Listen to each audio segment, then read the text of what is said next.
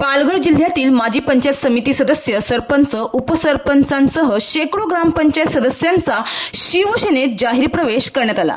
गेल्या अनेक महिन्यांपासून पालघर जिल्ह्यातील विविध पक्षातील लोकप्रतिनिधी, पदाधिकारी व कार्यकर्त्यांचा शिवसेनेत सातत्याने पक्षप्रवेश होत असून त्यामुळे जिल्ह्यातील वातावरण चांगलंच ढवळून निघालं आहे। त्यातच आता पालघर जिल्ह्यातील उबाठाचे माजी पंचायत समिती सदस्य सुभाष चौरे, राष्ट्रवादीचे शरद पवार गटाचे माजी पंचायत समिती सदस्य शैलेश हाडळ, ओसरविरा ग्रामपंचायतीचे सरपंच नरेश कोरडा, धानिवरी ग्रामपंचायतीचे सरपंच शैलेश कोरडा, गंजाळ ग्रामपंचायतीचे माजी सरपंच अभिजित देसक, प्रभारी सरपंच कौशल कांबडी, निकणे ग्रामपंचायतीचे उपसरपंच सुदाम मेरे यासह विविध ग्रामपंचायतीचे उपसरपंच व ग्रामपंचायत सदस्यांनी पालघर जिल्हा संपर्क कार्यालयात झालेल्या कार्यक्रमात शिवसेना जिल्हा प्रमुख कुंदन संखे व पालघर विधानसभेचे आमदार